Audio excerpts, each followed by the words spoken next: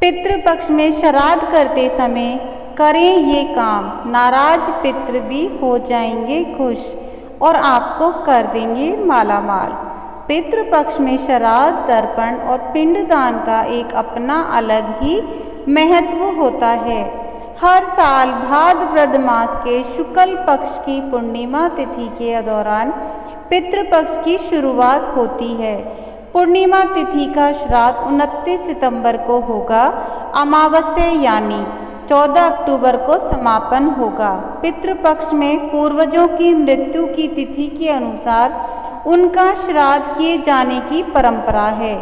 जिस जातक के पूर्वज की मृत्यु हो गई है, उन्हें पितृ की मृत्यु का निर्धारित समय पता नहीं है, तो ऐसे में जातक सर्वपितृ अमावस्या के दिन पिंडदान कर सकते हैं। बता दें कि श्राद्ध पक्ष पितरों के लिए समर्पित होता है।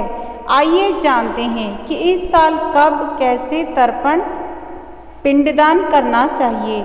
आइए पहले जानते हैं तर्पण के प्रकार। सामान्य शब्दों में कहें तो तृप्त करने की क्रिया को तर्पण कहा जाता है। पितरों के लिए की गई मुक्ति कर्म को श्राद्ध तथा तंडुल या तिल मिश्रित जल अर्पित करने की क्रिया को तर्पण कहते हैं।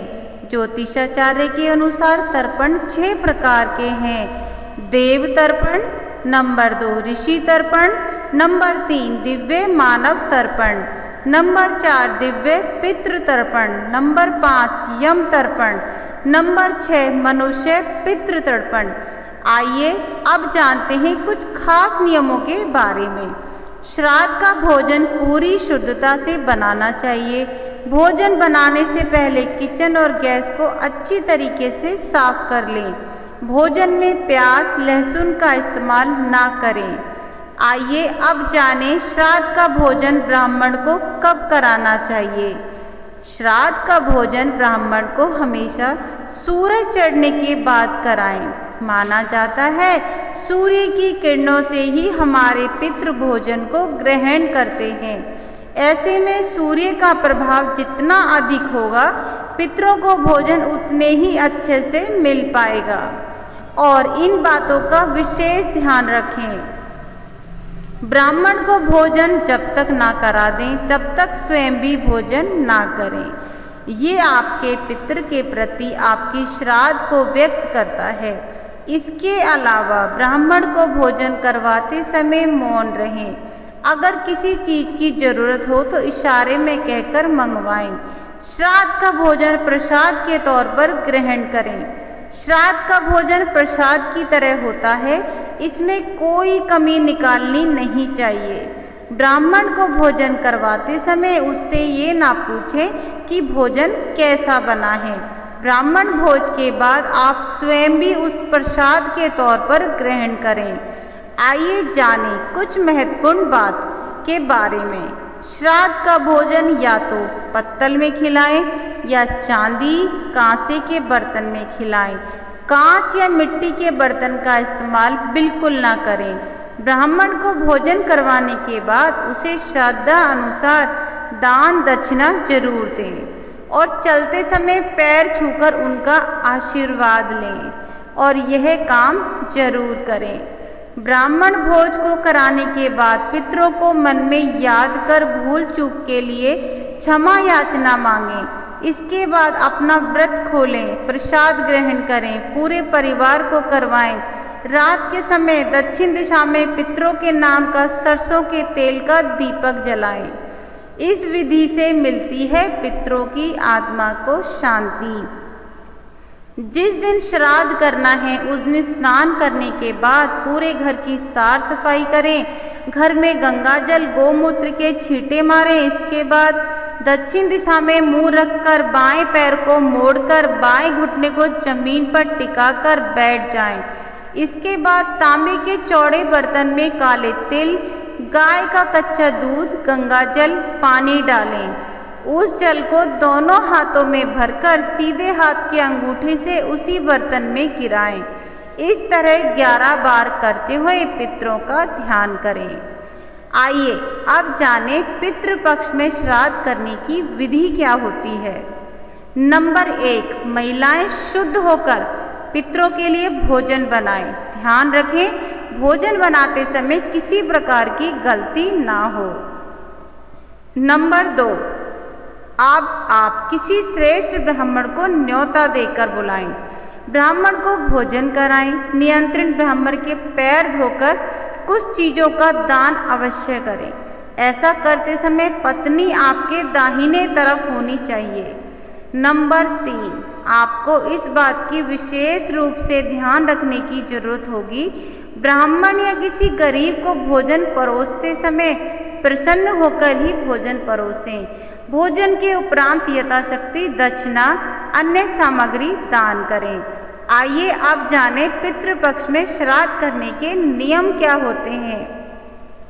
नंबर 1, पितरों के निमित्त अग्नि में गाय के दूध से बनी खीर अर्पण करें। ब्राह्मण भोज से पहले पंचबली यानी गाय, कुत्ते, कोए, देवता, चींटी के लिए भोजन सामग्री पत्ते पर निकालें। मान्यता है कि पितर इन्हीं 5 रूपों में धरती पर आते हैं, अपनी संतान को आशीर्वाद देते हैं। नंबर 2, दक्षिण दिशा में मुंह करके कुछ जौ, तिल, चावल, जल लेकर संकल्प करें और 1 या 3 ब्राह्मण को भोजन कराएं। इसके बाद भोजन थाली अथवा पत्ते पर ब्राह्मण हेतु भोजन परोसें। आइए अब जानते हैं पितृपक्ष में किस चीज़ का दान सर्वोत्तम होता है। नंबर 1, गो, भूमि, तिल, स्वर्ण, घी, वस्त्र, अनाज, गुड़, चांदी तथा नमक का दान करें। शास्त्र में इसे महादान कहा गया है। इसके बाद निमंत्रित ब्राह्मण की 4 बार प्रदक्षिणा कर आशीर्वाद लें। ब्राह्मण को चाहिए स्वस्थ वाचन वैदिक पाठ करे तथा ग्रस्त एवं पितृ के प्रति शुभकामनाएं व्यक्त करे। नंबर 2, पितृपक्ष के दौरान आपको इन बातों का भी ध्यान रखने की जरूरत होगी। श्राद्ध में सफ़ेद फूलों का उपयोग करें। श्राद्ध करने के लिए दूध, गंगाजल, शहद, सफ़ेद कपड़े, अभिजीत मुहूर्त और तिल मुख्य रूप से जरूरी हैं। पितृपक्ष में इन बातों का ख्याल रखें। पितृपक्ष में श्राद्ध करते समय यदि कोई भिक्षुक आ जाए तो उसे आदर पूर्वक भोजन करवाना चाहिए। जो व्यक्ति ऐसे समय में घर आए याचक को भगा देता है उसका श्राद्ध कर्म पूर्ण नहीं माना जाता, उसका जो फल है बिल्कुल नष्ट हो जाता है। शाम के समय ना करें श्राद्ध।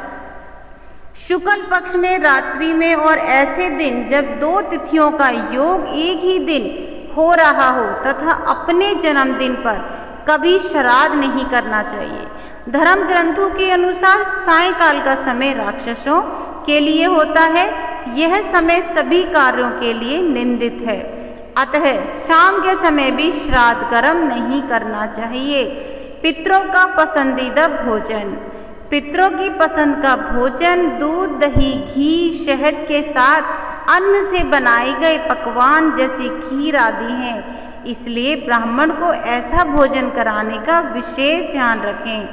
तैयार में भोजन में से गाय, कुत्ता, कौवा, देवता, चींटी के लिए थोड़ा सा भाग जरूर निकालें। इसके बाद हाथ में जल, अक्षत, फूल, तिल लेकर ब्राह्मणों से संकल्प लें। पितृपक्ष में भोजन के कुछ नियम होते हैं।